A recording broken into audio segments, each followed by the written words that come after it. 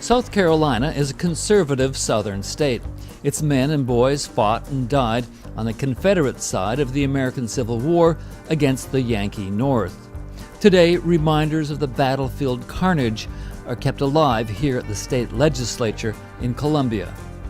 Like many southern states, South Carolina didn't take well to liberal innovations from the North, such as union-friendly labor laws. So, in 1954, South Carolina became one of the first states to pass a so-called right-to-work law. Right-to-work law boosters such as Tim Hudak insist that weaker unions are a key to creating jobs and prosperity.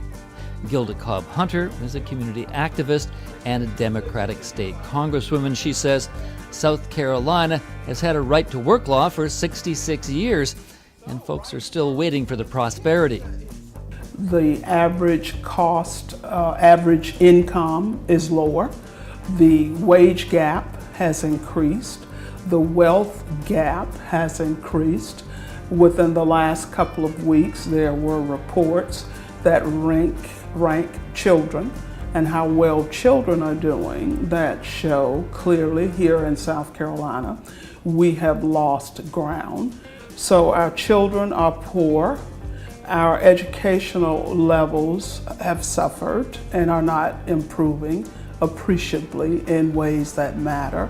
And we have struggling families and struggling and striving communities that seem to be falling behind. There's no shortage of negative markers in South Carolina, the fourth highest unemployment rate of the 50 United States, the highest percentage of mobile home ownership, the highest violent crime rate, the 47th lowest percentage of children that graduate from high school. But it has a lot to do with labor laws and anti-labor laws, because when we look at progress, when we look at labor and the labor movement in this country, it is clear that were it not for the labor movement and organizing back with Henry Ford and UAW and the forming of that, there would be no middle class in America. Labor unions are responsible for the middle class. Middle class has contributed to the economy of this country as well as to this state. So when you start talking about limiting a worker's access to a livable wage, to having quality of life things that people take for granted, it is impacting other areas of the community and other aspects of one's life. When Cobb Hunter isn't working at the legislature, she runs a nonprofit center for victims of domestic abuse.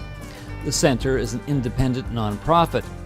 Over the past 20 years, Cobb Hunter says the state of South Carolina has cut its number of public employees from 80,000 to 56,000. Woefully overworked and underpaid. State employees are not allowed to bargain collectively. In some agencies, there is serious retribution for even thinking about organizing because of the culture here, the anti-worker culture, the right-to-work state, and the constant drumbeat of right-to-work conversations. State workers are very leery about organizing. In a number of cases, they, rightfully so, recognize that even just a conversation may well mean dismissal and termination.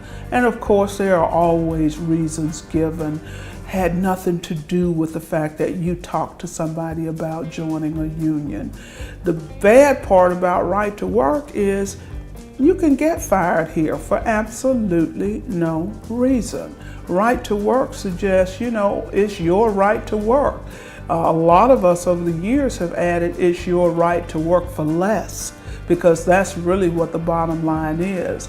She says right-to-work laws are just a first step in a campaign by right-wing ideologues to wipe out unions. And in South Carolina, less than 5% of workers are now in unions. Cobb Hunter has this warning for unions and union members in Ontario. Please don't underestimate the the seriousness of this effort. This is not something that's going to go away. You can't wish it away. You can't agonize. You've got to organize, and you better be serious about it, because trust me, these people are serious. They take no prisoners. They leave no stone unturned. And because y'all don't understand what you're dealing with, you better understand what you're dealing with and take it seriously. Otherwise, you're going to be just like us, and that ain't what you want.